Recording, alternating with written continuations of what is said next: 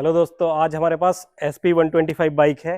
ये मेरे दोस्त ऋषभ की बाइक है और उसने इसको लगभग 10,000 किलोमीटर के आसपास चलाया हुआ है। तो हम ऋषभ से इसका पूरा रिव्यू लेंगे। उससे पहले मैं आपको बाइक दिखा देता हूँ और इसके बारे में कुछ जनरल चीज़ें बता देता हूँ। तो ये 125 सीसी के सेगमेंट में आती है। 100 सीसी के सेगमेंट से इंडिया में ज़्यादातर बाइक स्टार्ट होती हैं। ये बाइक ऐसी है जिसके अंदर 160 सीसी वाली स्पोर्ट्स बाइक के जैसी पावर है और 100 सीसी वाली बाइक्स की तरह ये माइलेज देती है।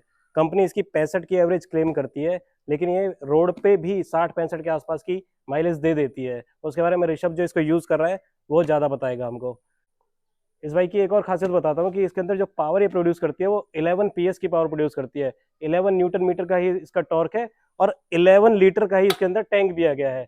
तो 11 एक शुभ अंक वैसे भी है और इस बाइक के अंदर भी 11 से रिलेटेड कई सारी चीज़ें दी गई हैं।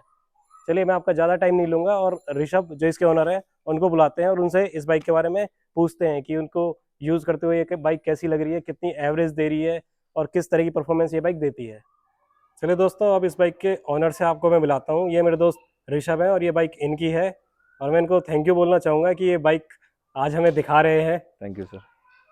तो ऋषभ, स्पेशली यही बाइक क्यों ली? 125 सीसी में बाकी भी बाइक आ रही हैं, तो आपने यही क्यों चुनी?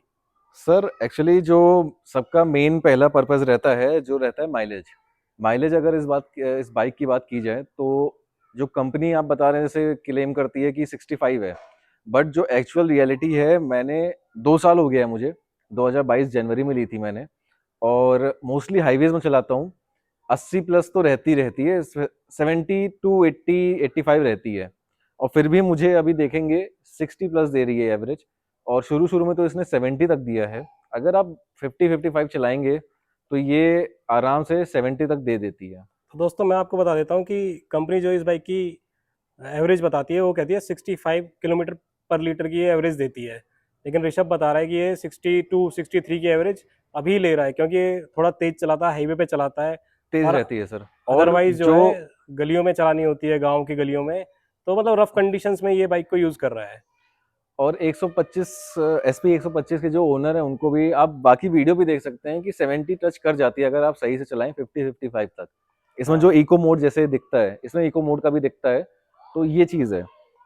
बाकी तीनों सर्विस हो चुकी है। सर्विस के होंडा है तो कोई टेंशन नहीं हुई है, आराम से सर्विस।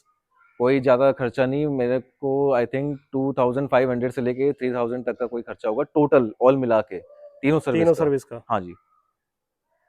और और पेड सर्विस सीट, का कोई आइडिया है? पेड सर्विस जो अब इसकी होगी वो कितना का एस्टिमेट बताया उन्होंने? सर इतना तो मुझे आइडिया नहीं है, लेकिन अगर अब मैं सर्विस सेंटर आपको करानी तो आप करा सकते हैं, बट मैं प्रेफर करूंगा बाहर कराना, क्योंकि वो लोग ज़्यादा इतना वो चार्ज वार्ज नहीं करेंगे। वो लोग ज़्यादा चार्ज कर सकते हैं, जो मुझे एग्जैक्ट नहीं याद है, मालूम है। बाहर तो देखो 150-200 रुपए की उनकी लेबर कॉस्ट होती है, बाकी आप जो सा जो भी ऑयल का रहेगा हाँ, वो जो सब भी रहेगा। कोई आप ऑयल डलवाते हो उसकी कॉस्ट हम्म। होती है, बस इतना ही कॉस्ट आता है। इन बाइक्स में ज़्यादा कुछ आता नहीं है, ज़्यादा कुछ खराब भी नहीं होता है इनमें। स्पेयर पार्ट्स की ज़रूरत जी। कभी कभी शायद शायद ही कभी पड़ती है। मेरे ख्याल से स्पेयर पार्ट्स की भी कोई ज़रूरत होती नहीं है।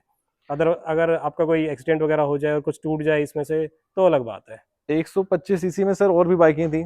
पैशन प्रो है आपकी, और भी थी, बट ये ही ज़्यादा सही लगी मुझे। थोड़ा इसका आप अगर ये लुक भी देखेंगे भी तो थोड़ा बल्की में है, थोड़ा स्पोर्टी लुक में आता है। हम्म।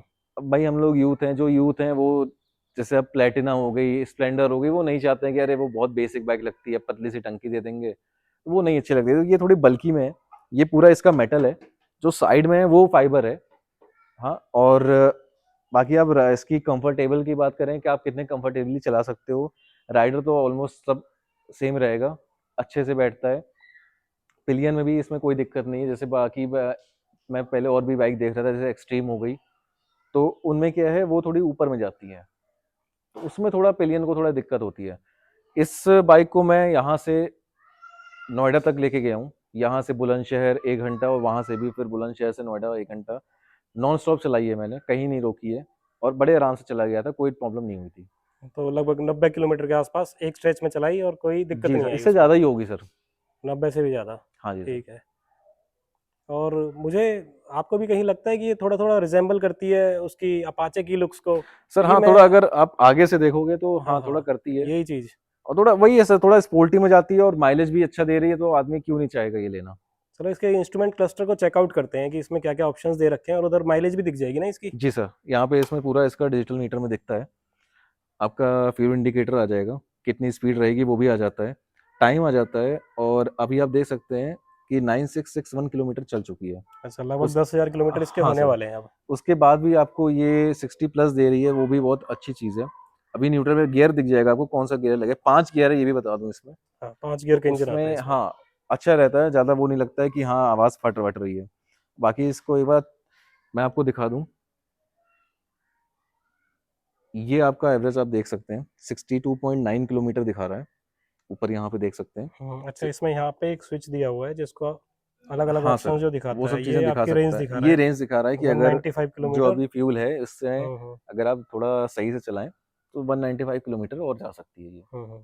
और ये टोटल माइलेज इसकी, और टोटल माइलेज सर इसके और आगे है ट्रिप ए इसको। है, ये ट्रिप ए हाँ, ट्रिप बी। ट्रिप भी है, ये अच्छा, है आपकी ये कि इसकी। 62.9 किलोमीटर पर लीटर आ रही है, ठीक है। जो काफ़ी अच्छी है सर, मैं तो यही कहूँगा।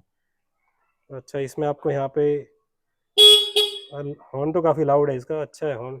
बाकी सब चीज़ें अच्छी ये हैं आपकी। इंडिकेटर, पास हाँ, बटन, बाकी इसका यहाँ पे ऑन ऑफ करने स्टार्ट के लिए करके आपको दिखा देते हैं एक इंजन बार, किल स्विच।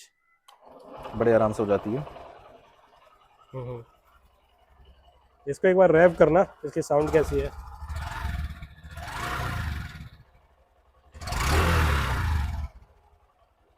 साउंड भी थोड़ी थोड़ी स्पोर्ट्स बाइक जैसी ही लग रही है इसकी, 160 सीसी की जो बाइक आती है उनकी तरह की ही लग रही है। 160 में सर हाँ, वो सब अच्छा है, बाइक की नॉइज़ भी अच्छी है, ज़्यादा मतलब वैसी आवाज़ नहीं रहेगी कि हाँ दिक्कत करे। और 160 सीसी में भी आएगी सर तो थोड़ा माइलेज का फ़र्क तो आएगा, उसमें व्हील भी उसमें शायद थोड़े बड़े दिए गए हैं। अच्छा, SP 160 लॉन्च हो गई है 160 सीसी में, उसमें एवरेज कंपनी 55 का क्लेम कर रही है, इसमें 65 क्लेम करती है, उसमें 55 का क्लेम कर रही है। सर वो तो कम हो ही जाएगा क्योंकि सीधी सी बात है, अब 160 सीसी होगी, ये 125 सीसी है, उसके बाद आपके व्हील जो हैं ये जैसे जो बेसिक बाइकों में आते हैं, जैसे हम्म हम्म स्प्लेंडर हो गया, इन सब में हो गया, तो वो हम्म। पतले टायर रहते हैं। तो व्हील की बात कर रहे हैं तो मैं बता देता हूँ कि इसमें 80/100 का 18 इंच का अलॉय व्हील दिया हुआ है, आगे भी और पीछे भी। और पीछे इसमें ड्रम ब्रेक आते हैं, आगे इसके अंदर डिस्क ब्रेक डिस्क दिए ब्रेक है गए सर, हैं। हाँ जी। और डिस्क ब्रेक है खाली, इसमें एबीएस नहीं आया है अभी। नहीं नहीं, और शायद आगे जो बाइक लॉन्च होंगी उनमें एबीएस आ जाएगा, क्योंकि गवर्नमेंट एबीएस को स्टैंडर्ड कर रही है। डिस्क ब्रेक सर सही रहता है, थोड़ा कभी कभी आपको ऐसी सिचुएशन आ जाती है जहां एकदम से आपको ब्रेक लगानी पड़े। मैं खुद पर्सनल एक्सपीरियंस बता रहा हूँ, 3-4 बार बच चुका हूँ मैं इसकी वजह से।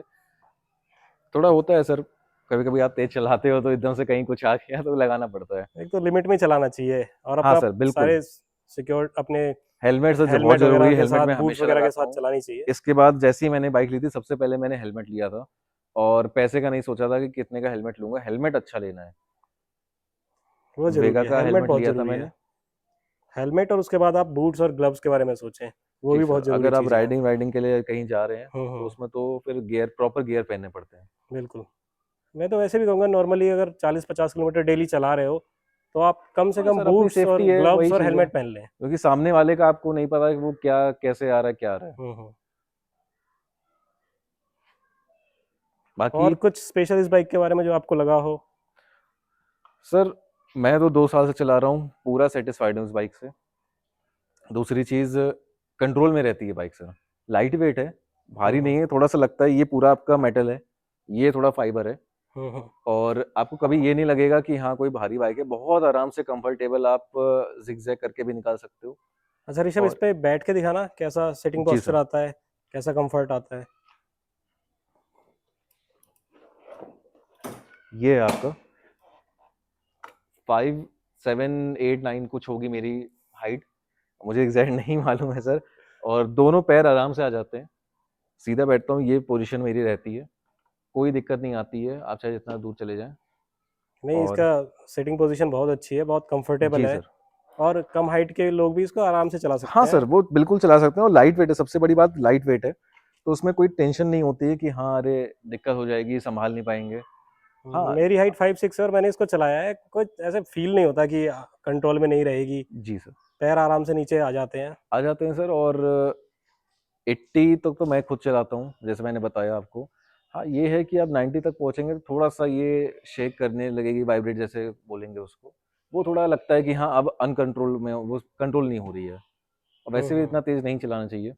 हाँ, डेली कम्यूट की बाइक्स हैं, 80 भी हाँ बहुत सर, हो जाता है, काफ़ी है, 80 तक काफ़ी है आराम से सर। चल रही है तो बहुत बढ़िया परफॉर्मेंस दे रही है। Mileage sir. बहुत अच्छी दे रही है उस स्पीड पे माइलेज भी। अच्छी है सर इसकी, कॉस्ट एफिशिएंट बाइक है सर। कितने की पड़ी थी आपको? सर ये मुझे पड़ी थी 2 साल पहले, जनवरी 2022 में मुझे 1,03,000 में पड़ी थी। ये फाइनेंस में ली थी मैंने, तो ये थोड़ा 1,03,000 की पड़ी थी। अब तो और काफ़ी महंगी हो गई होंगी। दोस्तों आजकल ये बाइक जो है एक शोरूम प्राइस का 90,000 है दिल्ली में, तो आप इसको लोगे तो 1 लाख से ऊपर ही आएगी। अभी भी ये बिना फाइनेंस के आपको 1,03,000 1,05,000 इसके आसपास पड़ेगी। आप सर स्कूटी भी लेने जाएंगे तो भी ये सब अब 1 लाख के सब ऊपर ही आ रही हैं। कहीं भी हम्म। आप लेने जाएंगे। 1 लाख तो नॉर्मल अब स्टार्टिंग प्राइस हो गया है बाइक्स जी का। सर। कोई कोई बाइक है जो इससे नीचे आ रही है, बाकी सब नहीं तो 1 लाख से ऊपर आ रही है।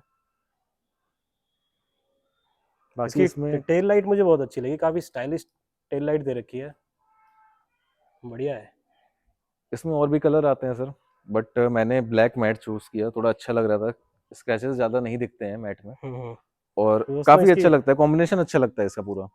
ये इसकी DRL है, DRL ऑन रहेगी इसका हमेशा। पास का बटन ये है, और काफ़ी हम्म। ज़्यादा ब्राइट है। मैं रात में भी चलाता हूँ, अलीगढ़ गया यहाँ से तो भी बहुत अच्छे से दिख जाता है पूरा। अच्छा, इसकी परफॉर्मेंस भी, हेडलाइट भी, सर सब अच्छी कुछ है। मतलब बढ़िया ही है। जी सर, कोई शिकायत नहीं आई थी अभी तक। अभी 2 साल में कोई रस्टिंग वस्टिंग का कोई इशू इसमें कहीं पे? नहीं सर, ऐसा तो मुझे कुछ भी नहीं कहीं दिखा है ना यहाँ पे। जैसे आप मोस्टली अगर आप देखो, ज़्यादा लोग जैसे अगर ये छूते हैं तो मेरा इतना भी नहीं गया है। आप अगर कहोगे बिल्कुल भी नहीं गया है, अगर आप इसको आप देखेंगे कोई उतना नहीं गया है। आप चाहे यहाँ देख लीजिए चाहे यहाँ देख लीजिए, स्विचेस भी एकदम इंटैक्ट हैं, बिल्कुल सही इनके भी है। ऊपर जो मार्किंग है वो एकदम सब दिख रही है साफ जैसे दिखाई नई दे रही निकलती है। हैं वैसे। तो पेंट जॉब है जो काफ़ी अच्छी करी गई है इसकी पेंट जॉब। जी सर।